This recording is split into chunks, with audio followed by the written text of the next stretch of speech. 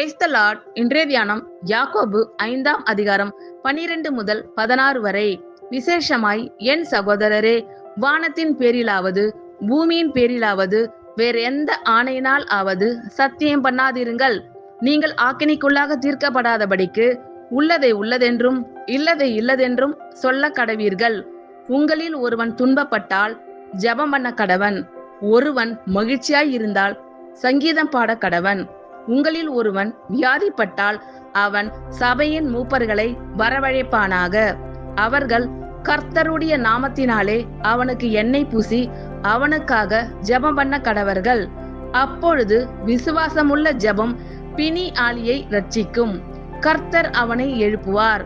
அவன் பாவம் செய்தவன் ஆனால் அது அவனுக்கு மன்னிக்கப்படும்.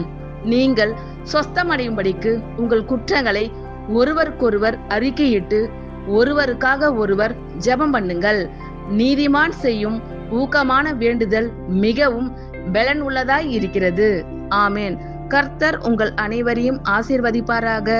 God bless you all.